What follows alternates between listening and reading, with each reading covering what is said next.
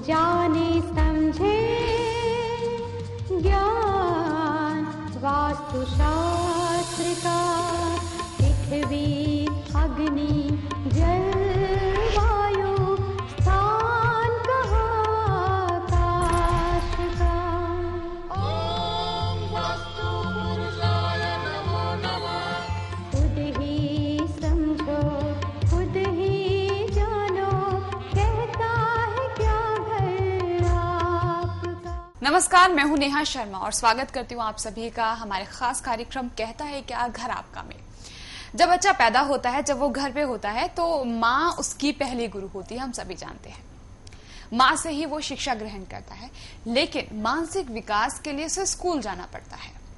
School में जाकर वो अपना मानसिक विकास करता है, लेकिन मानसिक विकास वो जहां से शुरुआत कर रहा है, वो वातावरण व्यवस्थित है या फिर नहीं, वातावरण अच्छा है या फिर नहीं, ये सारी चीजें बहुत मायने रखती हैं।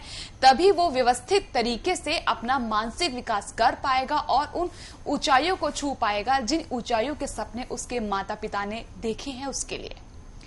और वो मानसिक विकास, वो व्यवस्थित तरीका, वो व्यवस्थित ढंग कहां से मिलता है? स्कूल से, क्योंकि स्कूल से ही उसका मानसिक विकास होना शुरू होता है। वो अच्छे बुरे की जान पहचान सीखता है, जानने की कोशिश करता है, समझने की कोशिश करता है कि मेरा अच्छा या बुरा है क्या। अगर स्कूल का वास्तु अच्छा है, जाहिर सी बात है बच्चा उस मुकाम तक पहुंचेगा जहां तक उसने खुद सपना देखा है। लेकिन जब स्कूल का वास्तु ठीक नहीं है तो बहुत सारी परेशानियां वो देता है। यहां तक कि बच्चे तो स्कूल में पढ़ने के लिए जाते हैं, लेकिन घर बैठे माँ बाप को भी वो इतनी सारी परेशानी दे देता है, स्कूल का वो खराब वास्तु, जो कि वो सोच भी नहीं सकते। तो चलिए उस वास्तु के बारे में हालांकि हम एक बार फिर चर्चा कर चुके हैं, एक बार फिर हम चर्चा करना चाहेंगे, क्योंकि ज्ञानी जी अपने द्वारा डिजाइन किया गया नक्शा एक बार फिर लेके आए हैं जो कि स्कूल का है। आइए एक बार फिर ज्ञानी जी से जानते हैं कि क्या कुछ खास इस बार वो दूसरे नक्शे में लेकर आए हैं, किस तरीके का होना चाहिए स्कूल का सुव्यवस्थित ढंग और किस तरीके से वास्तु आधारित होना चाहिए। लेकिन उससे पहले स्वागत करते हैं ज्ञानी जी का। ज्ञानी जी नमस्कार। स्वागत। नमस्कार। नमस्कार ज्ञानी जी, सबसे पहले तो सवाल मुझे आपसे ये करना है कि आप पहले भी स्कूल का नक्शा लेके आए थे और इस बार भी स्कूल का नक्शा लेकर आए हैं, दोनों में अंतर क्या है? आप ही के द्वारा बनाए गए दोनों नक्शे हैं। और नहीं, कोई विशेष अंतर नहीं है। एक ये है कि वो उत्तराभिमुख रोड था तो उत्तर से प्रवेश लिया था, ये पूर्वाभिमुख रोड है तो पूरब से प्रवेश लिया है। इसकी डिजाइन कुछ अलग तरह से की गई है। उसकी डिजाइन खाली एक स्क्वायर ब्लॉक था, बीच में ब्रह्मस्थान खुला था, प्ले एरिया था, प्रेयर रूम या असेंबली कहते हैं। इसमें 3 प्ले एरियाज हैं, क्योंकि ये एक बड़ा स्कूल है, इसमें ज्यादा बच्चे हैं तो जाहिर है ज्यादा व्यवस्था चाहिए, ज्यादा क्लासरूम्स चाहिए। ये बनना है भुज में, वो जो बना था वो गांधीधाम में बना था। इत्तेफाक से दोनों स्कूल जिन्होंने बनाए हैं वो दोनों कोचिंग क्लास, वो भी कोचिंग क्लास के मालिक थे, बाद में उन्होंने स्कूल बनाया। ये भी कोचिंग क्लास के मालिक हैं और इन्होंने स्कूल बनाया, क्योंकि इनकी कोचिंग क्लासेस बहुत अच्छी चलती थी तो इनका पढ़ाने का तरीका बहुत अच्छा था। तो फिर इन्होंने ये मन किया कि हम स्कूल बनाएं और स्कूल में उसी तरीके को फॉलो करें ताकि बच्चे जो हैं वो तो उनका रुझान वास्तु की तरफ था कि क्यों ना हम जब स्कूल बना ही रहे हैं और जब इतनी बड़ी इन्वेस्टमेंट कर ही रहे हैं तो फिर उसे एक वास्तु आधारित स्कूल बनाएं ताकि हमें मैनेजमेंट में सरलता मिले और बच्चों को अच्छी शिक्षा मिले, अच्छा वातावरण मिले। तो उनका रुझान था वास्तु की तरफ, तो उन्होंने फिर मुझसे डिजाइन करवाई थी। बहुत खुश हैं वो आज की तारीख में। बात ये नहीं है कि इस स्कूल की या एक स्कूल की जो गांधीधाम में बनाया, बड़ौदा में भी हमने एक स्कूल बनाया है, वहाँ की प्रिंसिपल को तो बल्कि एक बहुत बड़ा अवार्ड मिला है सेंट्रल गवर्नमेंट की तरफ से। अच्छा। 4 साल के बाद, मतलब पूरे हिंदुस्तान में से उस स्कूल को चुना गया अवार्ड देने के लिए। ठीक है, हम ऐसा मानते हैं कि वो वास्तु का ही महिमा थी, बिल्कुल वास्तु का ही कमाल है। और खैर वो जो प्रिंसिपल हैं वो सोचती हैं, उनकी मेहनत है, नो डाउट उनकी मेहनत है, इतने सालों से वो काम कर रही है इस फील्ड में। खैर बात ये इस स्कूल की नहीं है। बात यह है कि आपने गांव में 4-5 कमरे का मकान बनाया, घर बनाया, एक प्राथमिक स्कूल, प्राइमरी स्कूल देखा होगा। हर गांव में एक प्राथमिक स्कूल होता है, प्राइमरी स्कूल होता है। वो गुजरात में भी होता है, यूपी में भी होता है, बिहार में भी होता है, जहां बच्चे पहुंच जाते हैं पढ़ने के लिए और टीचर नदारद होते हैं। मतलब स्टूडेंट पढ़ना चाहते हैं, टीचर पढ़ाना नहीं चाहते हैं। तो ये कैसे हो सकता है?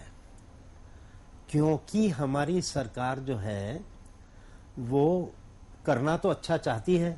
स्कूल तो उन्होंने बनवा लिया गांव के अंदर, हर गांव में एक स्कूल है, लेकिन वो बिल्डिंगें जो बनती हैं वो वास्तु से विरुद्ध बनती हैं। वो एक टिपिकल एल शेप का एक स्ट्रक्चर है, वो कॉमनली हर जगह दिखता है। यहाँ गवर्नमेंट क्वार्टर्स जो अगर आप देखोगे तो वो बहुत टिपिकल स्ट्रक्चर्स है, बहुत टिपिकल, टेढ़े मेढ़े। तो वो पूरी हिंदुस्तान में आपको वो ही पैटर्न दिखेगा। चाहे वो फिर हाउसिंग बोर्ड के मकान होते हैं, वो भी टेढ़े मेढ़े वही पैटर्न आपको हर जगह दिखेगा। अब टेक्निकली देखा जाए तो हमारे देश में भ्रष्टाचार कितना है, तो जो गवर्नमेंट एम्प्लॉय है वो भ्रष्टाचार में अंदर है ही, वो चाहते हुए न चाहते हुए भी है, क्योंकि वो पूरी सिस्टम बनी हुई है, नीचे से ऊपर तक सब खाते हैं। अब बीच में आप कह के बैठो जी नहीं जी, मैं तो, मेरे मन में ये बात नहीं आती है, मैं ये पैसे नहीं ले सकता हूं, तो वो डिस्टर्ब कर रहा है सिस्टम को।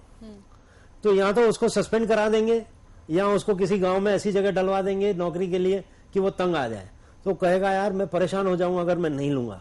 तो उसका नहीं भी मन करता है तो वो लेगा पैसे, क्योंकि वो सिस्टम में रहना चाहता है। तो you cannot be somebody out of the place, you have to be one of the system. तो सिस्टम है कि प्यून से लेके ऊपर तक सभी खाते हैं, तो आपको खाना है। आप बीच में बैठ के ये नहीं कह सकते कि मैं लिंक तोड़ रहा हूं, मैं नहीं खाऊंगा, तो वो फिर फाइल आगे नहीं चलती है। तो आपको खाना ही पड़ेगा। तो आप अच्छे हैं बुरे हैं, आपको इस लत में तो आना ही पड़ेगा कि आपको करप्शन में आना पड़े। तो पैसा तो ऊपर का सबके पास आता है, ठीक है, उसके बावजूद भी सरकारी मुलाजिम जो है वो इतना सुखी नहीं है। सरकारी मुलाजिम को आप देखोगे तो झमेला दुनिया भर का रहेगा उसको, बिल्कुल, क्योंकि उसको जो मकान दिया गया, जो क्वार्टर सरकार ने दिया रहने के लिए, वो ऐसा टेढ़ा मेढ़ा है कि उसके कभी बरकत दिखेगी नहीं। आप समझे, कोई ये कह ले कि मैंने, हाँ जी इतने रुपए मेरी ऊपर की आवक है, इनकम है, पर वो है आपके पास, नहीं जी मेरा तो ये खर्च हो गया, मेरा तो वो खर्च हो गया, मेरा तो यहाँ गया, मेरा तो वहां गया, मेरे पास है नहीं। पर उसको दिखता है इसके लिए नहीं कि रोज कुछ ना कुछ आ रहा है, पर वो बचता नहीं है उसके पास। तो ये बचता क्यों नहीं है? क्योंकि वो जिस मकान में रह रहा है, सरकारी मुलाजिम जिस मकान में रह रहा है सरकार के, वो बरकत वाला मकान ही नहीं है। आप समझे। अब स्कूल बन जाते हैं, सरकारी स्कूल बन गए, अब वो सरकारी स्कूल की डिजाइन ऐसी है कि वो चले तो चले, अगर दिशा कोई ऐसी पकड़ ली गई तो चल पड़े तो चल पड़े, तो चल रहा है अच्छा। लेकिन मोटे तौर के सरकारी स्कूल जो है उसके अंदर गफला ही गफला है। मतलब उसमें गफला, मतलब मैं अकाउंट्स की कोई बात नहीं कर रहा हूँ, गफला मतलब वहां पढ़ाने वाले जो टीचर्स हैं उनके मन में ये भाव ही नहीं आता है कि भाई हम इनको ठीक से पढ़ाएं। तो वो मन में आ गया तो चले गए स्कूल, नहीं आया तो नहीं गए, 2-2 दिन तक नहीं गए, कोई पूछने वाला नहीं है। तो बच्चे वहां क्लास में बैठ के मस्ती मारते हैं और बेल बजता है तो घर आ गए, ठीक है। व्हाट ए लॉस, कितना बड़ा नुकसान हुआ ये, इसका किसी को अनुमान नहीं है।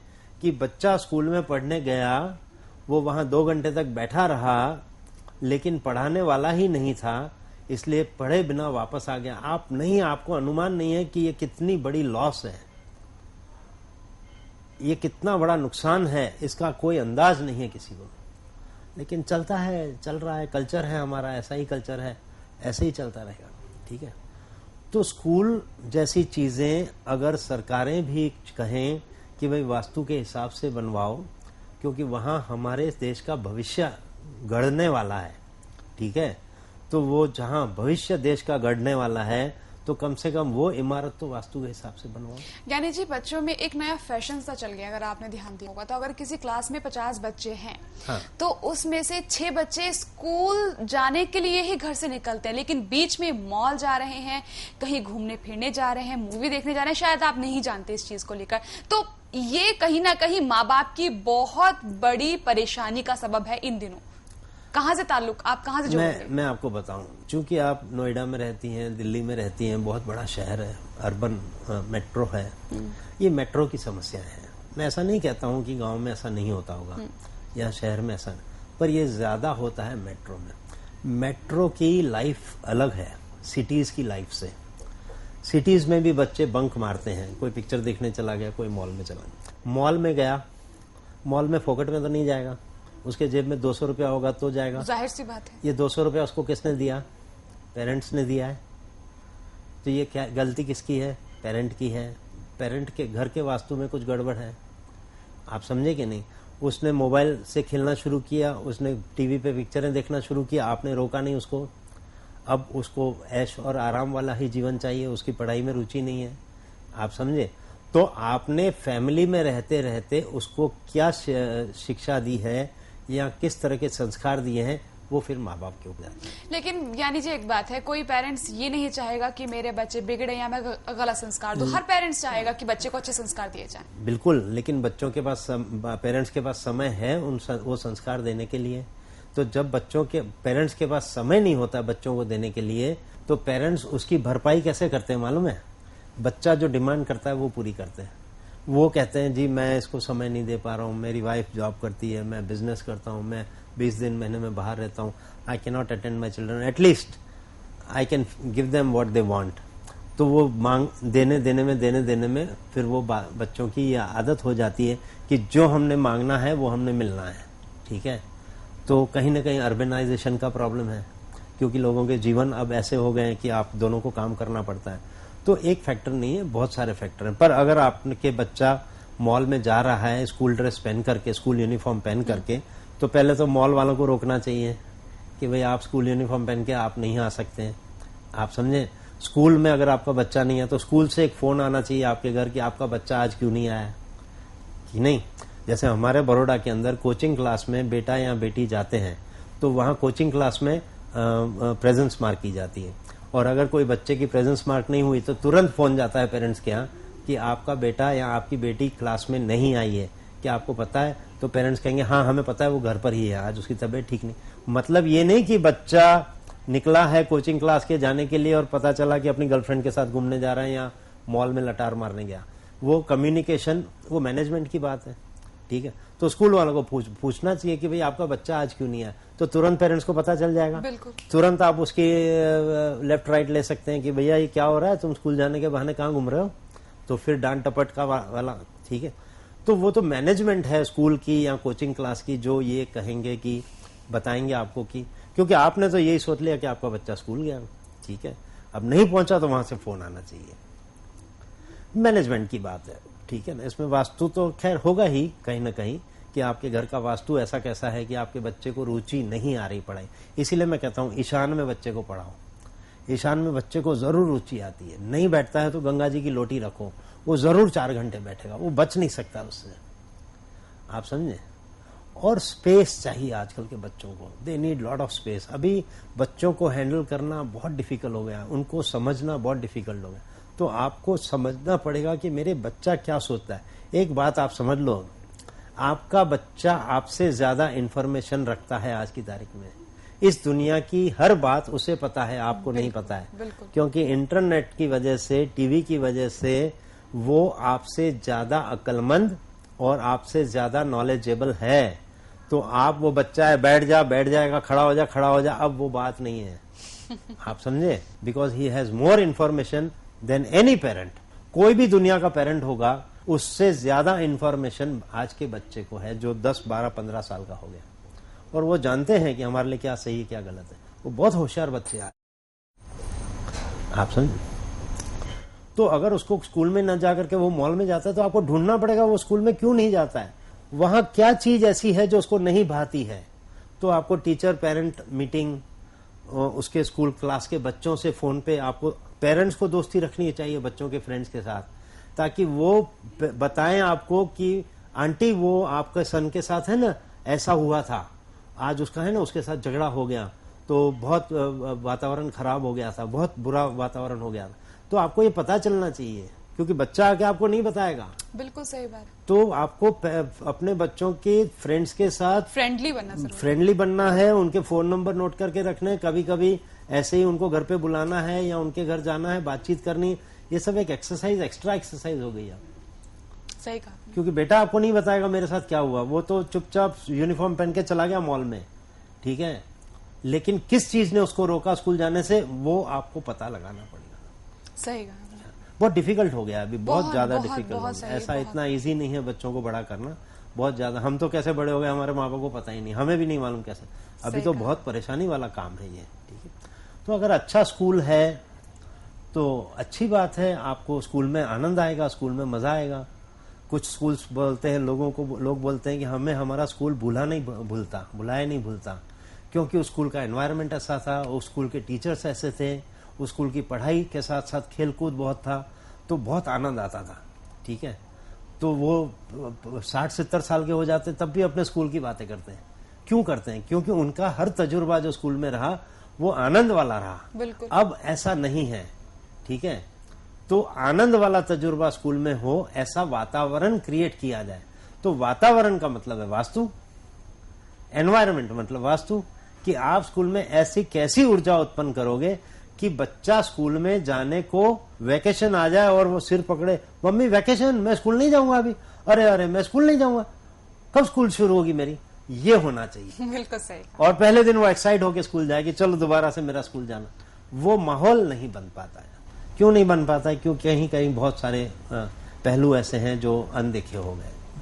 सही कहा। अच्छा ज्ञानी जी, मुझे एक बात और बताइए मेरी जानकारी के लिए, स्कूल में कितने गेट होने चाहिए मेन, जहां से बच्चों की एंट्री या एग्जिट दोनों हो? जितने गेट ज्यादा उतने उस स्कूल के बच्चे मॉल में ज्यादा। आप ज्यादा गेट रखोगे, मतलब आपने बाहर निकलने के अनेक रास्ते दिए हैं, तो बच्चा आगे की गेट से नहीं निकलेगा तो पीछे की गेट से निकल जाएगा। ठीक है, वहां से नहीं निकलेगा, चलो भाई टाइगर लगी है, चलो फर्स्ट डे फर्स्ट शो कौन आता है, तो पता चला कि पीछे के दरवाजे से टाइगर देखने भाग। मैंने ये सवाल आपसे इसलिए किया क्योंकि जहां मैं रहती हूँ उसके सामने बहुत नामी स्कूल है, बहुत नामी स्कूल, जिसका नाम है आसपास। उस स्कूल में 3 गेट हैं, एग्जिट और एंट्री के। तो इसीलिए मेरे जहन में ये प्रश्न आया आपसे कि आखिर मैं पूछूं कि ये कैसा होता है। 2 गेट तो खैर रख ही सकते हो, एक प्रवेश का और एक, पर बहुत ज्यादा गेट अगर आप रखते हो तो उसको सिक्योरिटी मैनेजमेंट डिफिकल्ट। आजकल के बच्चों को सिक्योरिटी मैनेजमेंट चाहिए, नहीं तो वो फायदा तो उठाएंगे ही। ठीक है ना, एक खराब बच्चा 10 को खराब करेगा। बिल्कुल। तो अगर एक बच्चा क्लास में ऐसा है जिसने देख लिया कि इस गेट के ऊपर कोई सिक्योरिटी नहीं है, वहां से भागा जा सकता है मॉल में या पिक्चर देखने, तो वो अकेले नहीं जाएगा, वो तैयार करेगा 2-4 को, बॉस चलते हैं अपन, आज मारते हैं गुल्ली, किसी को नहीं पता चलेगा। तो वो नहीं होना चाहिए। ख्याल है, एक ही गेट रखो तो कि आप सिक्योरिटी रख सको। ये नहीं कि कैद में रखना, ये भी नहीं कि कंपाउंड वॉल इतनी ऊंची बना दो कि किला जैसा लगे कि किले में बच्चों को कैद कर लिया। हाँ, पर इतनी गेट्स होनी चाहिए जो आपसे मैनेज हो। ठीक है, बाकी अगर मैनेज नहीं होने वाली है तो यहाँ भी गेट कर दिया, यहाँ भी गेट कर दिया, यहाँ भी। कई बार मैनेजमेंट वाले गेट इसलिए रखते हैं, अरे नहीं हमें वहां गेट रखना है। क्यों रखना? वो हमारा वहां से राइट है ना आने का, वहां से भी हमारा राइट है ना। अरे राइट को क्या करना है, आप आने वाला तो एक ही गेट से, राइट राइट राइट क्या करना है राइट को? 50 साल में तो आपने कभी उसको इस्तेमाल नहीं किया, आने वाले 50 साल आप और इस्तेमाल नहीं करने वाले, तो राइट राइट राइट करके क्या करना है? अगर आप भी पूज्य दादाजी का आशीर्वाद प्राप्त करना चाहते हैं तो स्क्रीन पर दिखने वाले नंबर पर अपनी समस्या या रोग बताकर परम गुरु का आशीर्वाद प्राप्त कर सकते हैं। ये सेवा निःशुल्क है। Vastu associates 65 Sampat Rao colony, RC Dutt road, Vadodara, Gujarat. हमारे कॉन्टैक्ट नंबर हैं 09925048011, 09879108652, 09879108653, 09879108654, 08980005760, 08980005761, 08980005762 और 08980005763। हमारा फोन नंबर है 0265235412। हमारा टेलीफैक्स नंबर है 0265235413। हमारा ईमेल आईडी है maheshgyani@yahoo.com। आप हमारे कार्यक्रमों को हमारी वेबसाइट पर भी देख सकते हैं। लॉग इन करें www.vastuassociates.com।